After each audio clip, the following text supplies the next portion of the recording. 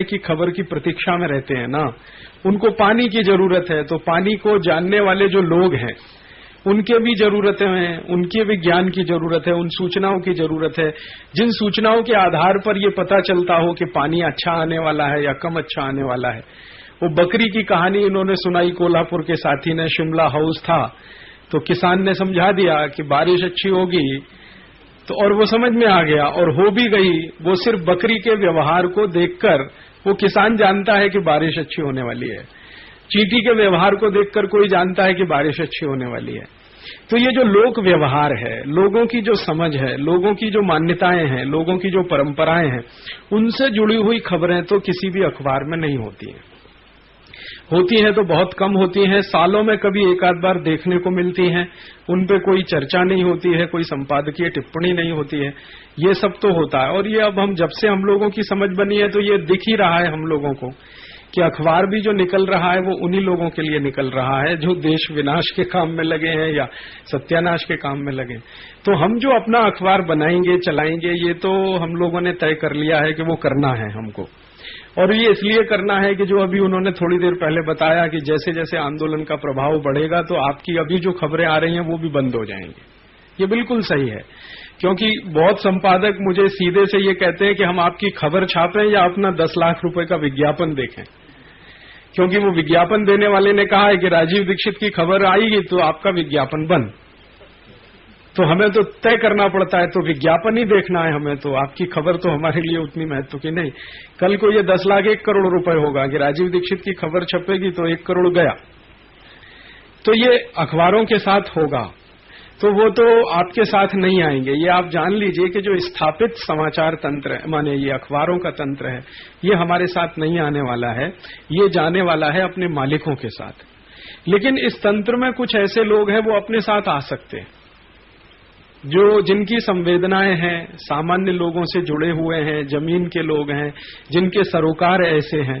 भले वो वहां बैठे हैं, वो उनकी मजबूरी हो सकती है, लेकिन उनके मन में तो कहीं यही बोलता है या कहीं घटित होता है या सोचते समझते हैं। तो अखबारों के तंत्र में जो ऐसे लोग बैठे हुए हैं जिनकी संवेदनाएं भारत से जुड़ी हैं, सामान्य लोगों से जुड़ी हैं, वो लोग अपने साथ आ सकते हैं। उनकी मदद से तो कुछ हो सकता है। एक दूसरा, जो सामान्य लोग हैं उनकी मदद उनके साथ हो जाए तो और बड़ा होगा। तो हम ये करेंगे जरूर। ये मिश्रा जी को मैं बताना चाहता हूं कि 2 साल के अंदर हम वैकल्पिक मीडिया खड़ा करेंगे इस देश में, अखबार भी निकालेंगे, मैगजीन भी निकालेंगे, लेकिन उनका स्वरूप जो होगा वो ऐसा नहीं होगा, ये नेशनल जैसा कुछ नहीं होगा, वो लोकल ज्यादा होगा, लोकल होगा। वो हो सकता है जैसे कर्नाटक है तो कर्नाटक के 6 जिलों में बिकने वाला अखबार होगा, या 4 जिलों में जाने वाला होगा, या कोई मैगजीन है तो वो 2 जिले में पढ़ी जाएगी या 1 जिले में पढ़ा जाएगा, इस तरह का होगा।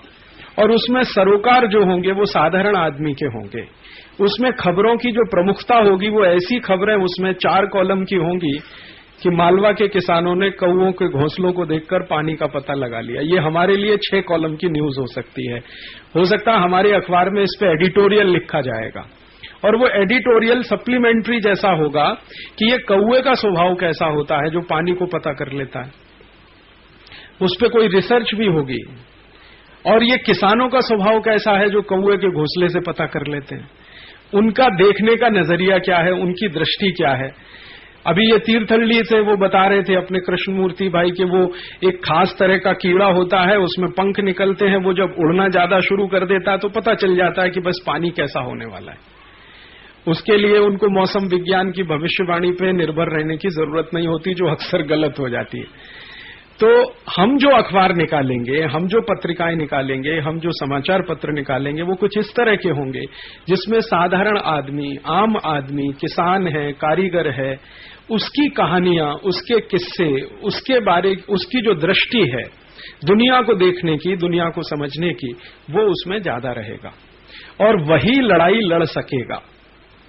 ये जो पूरा मीडिया एक तो वेस्टर्नाइज्ड है, ये जो अंग्रेजी अखबार हैं और ये जो भाषाई अखबार हैं वो आधे वेस्टर्नाइज तो हो ही गए हैं।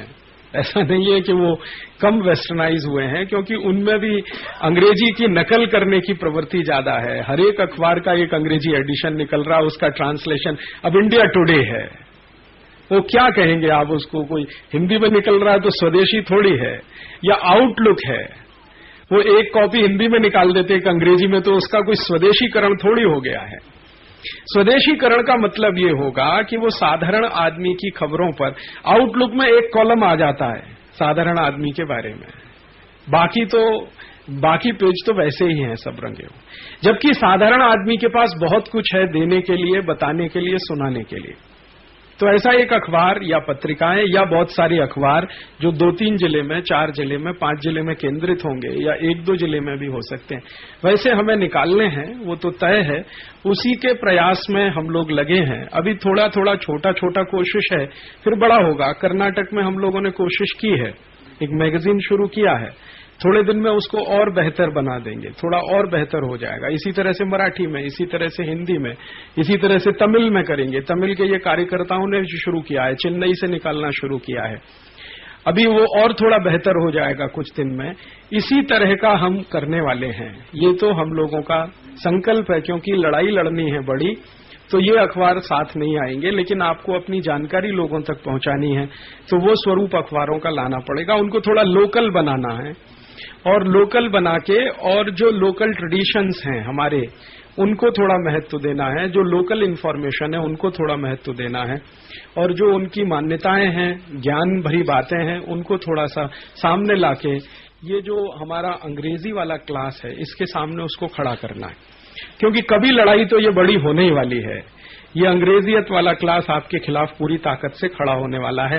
वो आपके ऊपर सब तरह के आरोप लगाने वाला है, आपके ऊपर सब तरह से हमला करने वाला है, आपके खिलाफ एडिटोरियल लिखने वाला। शुरुआत तो हो ही गई है, ये बंबई के साथी जानते हैं कि हमारे खिलाफ लिखना तो शुरू हो गया है, कई अखबारों में तो आने ही लगा है। राजीव दीक्षित तो विदेशी गाड़ी से चलता है, स्वदेशी की बात कैसे करता है, विदेशी पेन इस्तेमाल करता है। एक संपादक ने तो लिख दिया कि मैंने उनको पेप्सी पीते हुए देखा है। हाँ, लिख दिया इतने कॉन्फिडेंस से कि मैंने तो राजीव दीक्षित को पेप्सी पीते हुए देखा है। और ये अखबार है, ये जो मराठी अखबार है लोक सत्ता, उसके एडिटर ने लिखा कि मैंने राजीव दीक्षित को पेप्सी पीते देखा है। क्या आप स्वदेशी की बात करते हैं? विदेशी पेन से लिखते देखा है। अब आप जानते हैं, आप तो मुझे जानते हैं, हम सब एक दूसरे को जानते हैं। इस लेवल पे जब खबरें लिखी जाती हैं, थोड़े दिन में कहेगा कि मैंने तो राजीव दीक्षित को वहां प्रोस्टिट्यूशन में जाते देखा है, हाँ, रेड लाइट एरिया में देखा है। अभी क्या करेंगे आप उसका? तो खंडन करते रहिए आप, उसमें तो अपने को उतरना नहीं है, अपने को तो दूसरे तरह से काम करना है। ये तो होगा, इसको आप कोई कम मत समझिए, ये तो होगा। इसमें मल्टीनेशनल के पैसे से लिखवाई जाने वाली भी खबरें होंगी, जो उनके पैसे, आजकल पैसे पे खबरें लिखवाई जाती हैं, वो अच्छे से जानते हैं। स्पॉन्सर्ड न्यूज होती हैं, बाकायदा होती हैं, सिर्फ एडवर्टीजमेंट ही नहीं आते, स्पॉन्सर्ड न्यूज आती है, और वो न्यूज लिखवाने वाले लोग होते हैं। अक्सर आपने देखा होगा, अचानक से 8-10 दिन में एक खबर आ जाएगी कि चाय पीने से कैंसर कम होता है। आ गई खबर, अब आप ढूंढते रहिए, और उसमें आएगा कि विश्वसनीय सूत्रों की जानकारी के अनुसार। अब वो विश्वसनीय सूत्र क्या, वो कभी नहीं पता चलेगा आपको, या हमको मिली गई कोई खबर के आधार पर वो लिख दिया कि चाय पीने से कैंसर कम होता, हो गया खत्म। अब ये सीधे दिखता है कि रुपया देके लिखवाई गई खबर है, जिसमें चाय कंपनियों का अपना वेस्टेड इंटरेस्ट। कभी आ जाएगा कि कॉफी पीने से ब्लड प्रेशर कम हो जाता है। हाँ, हार्ट अटैक नहीं आएगा, पिज्जा खाते रहिए हार्ट अटैक नहीं आएगा, और ऊपर से पेप्सी भी पीते रहिए तो बिल्कुल हार्ट अटैक नहीं आएगा। तो ये सब झूठ खबरें हैं, यही बात हो रही है ना कि इस तरह की झूठ खबरें, ये सब पैसा देके लिखवाई जाने वाली खबरें हैं। तो ये अगर इस तरह से लिखवाई जा सकती हैं, तो ये भी लिखवाई जा सकती है कि आजादी बचाओ वाले तो सब एजेंट हो गए हैं टाटा बिरला डालमिया के। वो तो चाहते हैं कि ये विदेशी हटें तो टाटा बिरला डालमिया का साम्राज्य स्थापित हो। तो इस तरह का तो ये चलेगा। अब इसमें क्या होगा कि अगर अपने पास कोई हथियार नहीं है तो तकलीफ आएगी। इसलिए अभी से अपने को मन तैयार करना है, मानस बनाना है। मिश्रा जी का मैं इसलिए आभार व्यक्त करता हूं कि उन्होंने ये सोचने के लिए हम सबको दिया कि वैकल्पिक मीडिया बनाना है। हम लोगों ने पहले से मान रखा है, तय किया हुआ है कि वो बनाना है, और उसको लोकलाइज माने स्थानीय स्तर के, स्थानिकता के आधार पर चलाना है। लोकल जो ग्रुप्स हैं हमारे देश में, जो समूह हैं, उनके आधार पर, उनके ज्ञान से, उनकी परंपराओं को, उनको प्रमुखता देके उसमें। और अपने पास जब हम बात हो रही थी ना, इंक्वायरी जब करेंगे इस तरह का, रविंद्र शर्मा का व्याख्यान सुनने के बाद हमें थोड़ा लगा कि इस तरह की इंक्वायरी, वही इंक्वायरी हमारे अखबारों में आएगी, वही हमारे लिए न्यूज है। हमारे लिए बड़ी न्यूज होगी कि आंध्र प्रदेश के किसान पानी जानने के लिए क्या करते हैं, तो पानी जानने के लिए 1000 साल से वो ये करते हैं। कर्नाटक के किसान पानी अच्छा बरसेगा नहीं बरसेगा उसके लिए क्या करते हैं, तो वो ये करते हैं। उत्तर प्रदेश के किसान क्या करते हैं, तो वो टिटहरी की आवाज सुनते हैं या कुछ सुनते हैं। तो हो सकता है उत्तरांचल के किसान क्या करते हैं, तो वो ये करते हैं। हो सकता है कि कोई एक अंक इसी पे होगा कि ये पानी जानने वाले हिंदुस्तान में जो समूह हैं वो क्या क्या तरीके अपनाते हैं, बारिश अच्छा होगा नहीं होगा, कम होगा ज्यादा होगा, इसको जानने के लिए। तो ये खबर हमारे लिए बड़ी खबर होगी, ये हमारे लिए महत्व की खबर होगी। हमारे लिए ये खबर का कोई मतलब नहीं है कि अरुण जेटली कहता है कि आयात बढ़ने से देश का विकास हो जाएगा। ये हमारे लिए हो सकता है 2 लाइन की खबर हो या 4 लाइन की खबर हो, लेकिन टिटहरी की आवाज सुनकर पानी की पहचान करने वाला कोई उत्तरांचल का किसान कुछ कह रहा है तो वो हमारे लिए 4 कॉलम की खबर होगी। तो हमारा अखबार स्थापित अखबारों से कैसे भिन्न होगा, उसका एक मन में ये विचार अगर बनता है, धीरे धीरे आप बनाएंगे। लोकल हमें अखबार निकालने हैं, 1-1, 2-2 जिले, 3-3 जिले में अखबार चलाने हैं, स्थानीय भाषाओं में चलाने हैं, उसी तरह की मैगजीन चलानी है। हम लोग इस पे भी काफी सोच रहे हैं कि कम्युनिटी रेडियो होंगे। कम्युनिटी रेडियो माने 2-3 जिले में सुनने के लिए, 2-4 जिलों में सुनने के लिए, 2-5 जिलों में सुनने के लिए। हाँ, तो उसमें क्या होगा कि यही सूचनाएं जो कहीं से हमें मिल रही हैं, हमारे समाज से, हमारे लोगों में से। तो ब्रॉडकास्टिंग का दूसरा स्वरूप जो नैरोकास्टिंग का है, वो भी हमारे मन में चल रहा है।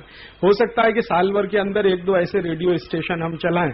अपने पास कुछ ऐसे कार्यकर्ता तो हैं जिनको ये आता है, उदय भाई मेघानी है, ऐसे और भी कार्यकर्ता हैं। उनकी मदद से कुछ 1-2 ऐसे रेडियो स्टेशन भी चलाएंगे, कुछ अखबार निकालेंगे, हो सकता है अपना टीवी चैनल भी चलाएंगे, हो सकता है अपनी मैगजीन्स भी होंगी। ऑल्टरनेटिव मीडिया खड़ा करना है, क्योंकि उसके बिना आप बड़ी लड़ाई नहीं लड़ पाएंगे। थोड़े दिन में ये जो एस्टेब्लिश मीडिया जब पूरी तरह आपके खिलाफ होगा, तो सामान्य आदमी के मन में जो भ्रम का निर्माण होगा, उस निर्मूलन के लिए आपको तो ऐसा कुछ न कुछ करना पड़े। बस इतना मुझे सूचना देना था। मिश्रा जी का बहुत धन्यवाद कि उन्होंने ये विषय उठा दिया, और दूसरा धन्यवाद कि मुझे भी ये आपको सूचना देने का मौका मिल गया। अब मैं श्री अभय भाई प्रताप, हमारे जो कार्यकर्ता इलाहाबाद से आए हुए, उनसे निवेदन करूंगा कि वो आभार प्रकट करें। एक चीज जान लेवे कि अभय भाई नई आजादी उद्घोषित के लंबे समय तक संपादक भी रह चुके हैं। उन्हीं से निवेदन करूंगा कि वो औपचारिक तौर पे ये सत्र को, मतलब अच्युतानंद मिश्रा जी का आभार प्रकट करें। मित्रों, वैसे राजीव भाई ने आभार प्रकट कर दिया है, लेकिन फिर भी औपचारिकता बस। अभी जैसे अच्युतानंद जी बोल रहे थे, तो हमारे साथियों के मन में कितनी ज्यादा जिज्ञासा है प्रिंट मीडिया के प्रति, ये खुल के आ गया सामने। उसके बाद सवालों की को जिस तरह से उठाया साथियों ने, उससे ऐसा लगा एक बार कि प्रहार प्रतिप्रहार का दौर शुरू हो गया अच्युतानंद जी के ऊपर।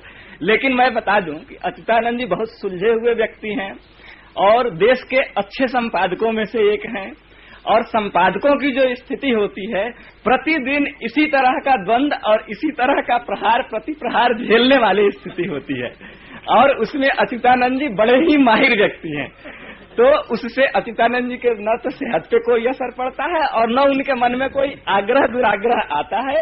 इस बात को आप लोग साफ साफ समझ लीजिए। ये किसी भी अच्छे संपादक का ये गुण होता है कि कोई भी कितना भी वैचारिक रूप से हमला करे, उल्टे सीधे सवाल पूछे, वो झेलने ही पड़ते हैं, वो रोज रोज का काम होता है। चिट्ठी आती है तो उसमें पूछा जाता है कि आपको संपादक बना किसने दिया।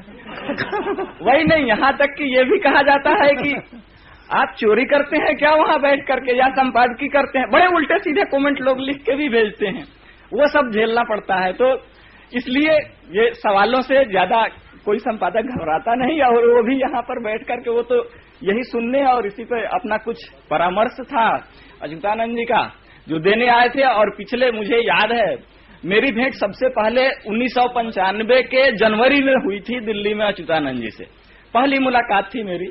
लेखन जगत में भी हम लोग अभी बिल्कुल नए थे, नया नया लिखना 2-3 साल पहले से कुछ शुरू किया था। पत्रिका का काम हमने इलाहाबाद में संभाल लिया था। उस समय हम और प्रदीप जी थे, साथ गए थे मिलने अच्युतानंद जी से। तो अच्युतानंद जी उस समय नवभारत टाइम्स में वरिष्ठ सह संपादक हुआ करते थे। हम लोग नवभारत टाइम्स के दफ्तर में गए मिलने। हम लोगों के साथ बच्चों की एक टीम गई थी जो हाई स्कूल और इंटरमीडिएट और BA1 BA2 के छात्र थे। एक प्रतियोगिता हम लोग इलाहाबाद में कराते थे, उसमें से जो लड़के निकलते थे उनको लेकर के एक हम लोग बाहर भ्रमण का कार्यक्रम रखते थे, तो उनको लेकर हम लोग दिल्ली गए थे। तो वो बच्चे उस समय हम लोगों के साथ नहीं थे, हम 2 लोग गए थे मिलने। तो हम लोगों ने कहा कि उन बच्चों को कुछ मार्गदर्शन आपसे लेना है, हम लोग चाहते हैं कि बच्चों को ले आए यहाँ मिला दे। अच्युतानंद जी ने कहा कि नहीं नहीं, आप क्यों आएंगे यहाँ, मैं चल के आप तक आ जाता हूँ जहाँ ठहरे हुए हैं। और उस समय मैंने इनकी सहृदयता और सहजता देखी, वो सहजता मैं आज भी देखता हूँ किस तरह से बरकरार है। अच्युतानंद जी ने दूसरे दिन समय दिया था सुबह पहुंचने का। एक हॉस्टल में हम लोग रुके हुए थे और ठीक नियत समय पे अच्युतानंद जी वहां पहुंच गए। हम लोगों को नहीं, यद्यपि हम लोग जनसत्ता के दफ्तर तक गए थे वहीं कुछ लोगों से मिलने, उन बच्चों को लेकर के, लेकिन अच्युतानंद जी खुद आए मिलने। और जिस समय मिलने आए उस समय बरसात हो रही थी। दिल्ली में छतरी लेकर के बहुत कम लोग चलते हैं, अच्युतानंद जी छतरी लिए हुए बरसात में पहुंचे थे वहां पे। तो अपने आंदोलन के प्रति अच्युतानंद जी की कितनी श्रद्धा है और कितना हम लोगों से आत्मीय रूप से जुड़ाव महसूस करते हैं, ये हम लोग देख रहे हैं पिछले 7-8 साल से। और जो सुझाव उन्होंने आज दिया, ये सुझाव अच्युतानंद जी के दिमाग में पिछले 8 साल से चल रहा है और उस समय से लगातार इनके मन में छटपटाहट है कि कुछ इस तरह का होना चाहिए। और उस समय इन्होंने कहा था नवभारत टाइम्स में रहते हुए भी कि हम लोग, मतलब वो अखबारों के अंदर का सत्य है जो सामान्य रूप से संपादक खुल के कहने में हिचकते हैं। अच्युतानंद जी ने कहा था कि आप समझते क्या है हम लोगों को, हम लोग सत्य थोड़ी ना छापते हैं अखबारों में, हम लोग तो तथ्य छापते हैं। तो और ये बात बिल्कुल सही है, अखबारों में जहां भी छपता है तथ्य ही छपता है, सत्य कहीं छपता नहीं है। तो अब ऐसे संपादक होते हुए भी अच्युतानंद जी कुछ ऐसे, अब लोकमत समाचार में है, अपनी स्थिति एक संपादक की जहां तक होती है, जितनी वो कर सकता है देश के लिए समाज के लिए उतना वो करने की कोशिश करते हैं। संपादक की स्थिति सच में एक नौकर से ज्यादा कुछ नहीं है। आजकल अखबारों में जो स्थिति है, एक नौकर से ज्यादा संपादक की स्थिति नहीं है। ज्यादातर जो बड़े अखबार हैं उनमें तो संपादक हैं ही नहीं, उप संपादक हैं, सहायक संपादक हैं। मुख्य संपादक के रूप में मालिक ही होता है उनका, और मालिक जो कहता है वो करते हैं। संपादक नाम की संस्था ही खत्म हो गई है अखबारों से। और यदि संपादक कोई है तो वो ज्यादा कुछ करने की स्थिति में नहीं है, ज्यादा कुछ करने की कोशिश करता है तो हटा भी दिया जाता है। पिछले 7-8 साल पुरानी बात है, अच्युतानंद जी को ठीक से याद होगा, दिल्ली के एक बड़े अखबार में एक संपादक हुआ करते थे। एक बार उन्होंने स्टेटमेंट दे दिया, अंग्रेजी के अखबार के वो संपादक थे, स्टेटमेंट दे दिया कि मैं तो देश में प्रधानमंत्री के बाद सबसे ज्यादा महत्वपूर्ण व्यक्ति हूँ। उसके दूसरे दिन उनसे रिजाइनेशन मांग लिया गया। मैनेजमेंट के लोगों को इतना बुरा लगा, उनके मालिकान को इतना बुरा लगा होगा कि उनसे रिजाइनेशन मांग लिया गया और वो फिर उसके बाद संपादक पद से हटे ही, दूसरा कोई रास्ता नहीं। तो संपादकों की स्थिति सच में बड़ी कमजोर होती है। इस समय जो स्थिति हो गई है, एक स्थिति संपादकों की थी आजादी के पहले की, जब स्वतंत्रता संग्राम चल रहा था, जिसकी मोटी मोटी रूपरेखा अच्युतानंद जी ने रखी। और पहले ही शुरू के अपने वाक्य इन्होंने कहे कि गांधी जी सबसे बड़े पत्रकार थे, पहले भी और आज भी हैं। वो गांधी जी बिना विज्ञापन के अखबार निकालने की बात करते थे। गांधी जी का एक स्टेटमेंट था, वो कहा करते थे, लिखा है उन्होंने कि यदि विज्ञापन के आधार पर अखबार निकालना हमारी मजबूरी हो, बिना विज्ञापन के हम अखबार न चला पाए तो हमें अखबार बंद कर देना चाहिए। और अच्युतानंद जी के मन में भी जो छटपटाहट है वो यही कि इस तरह का कोई अखबार का तंत्र विकसित हो, कोई शुरू हो जो बिना विज्ञापन के अखबार निकल सके, बिना इस तरह के कंपनियों की मदद के, बिना सत्ता में बैठे हुए लोगों की मदद के निकल सके, तो वो सच में जनहित का अखबार होगा। और आंदोलन उसके लिए प्रयासरत भी है। आगे जैसे राजीव भाई बता रहे थे, वो पूरी तरह से प्लानिंग में है अपने आंदोलन के, आगे उस पर हम लोग काम भी कर रहे हैं। अच्युतानंद जी को जब भी हम लोग जहां भी कार्यक्रम में बुलाते हैं निश्चित रूप से आते हैं और नियत समय पे आते हैं। अच्युतानंद जी 8 बजने में 2 मिनट कम था तो यहाँ हाजिर हो गए थे। मैं उनका दिल से, सारे कार्यकर्ताओं की ओर से, इस आंदोलन की ओर से हृदय से आभार प्रकट करता हूँ। और आगे भी मैं मानता हूँ कि ऐसे सहयोग की बीच बीच में जरूरत पड़ती रहेगी, हम लोग आपसे सहयोग लेते रहेंगे। धन्यवाद।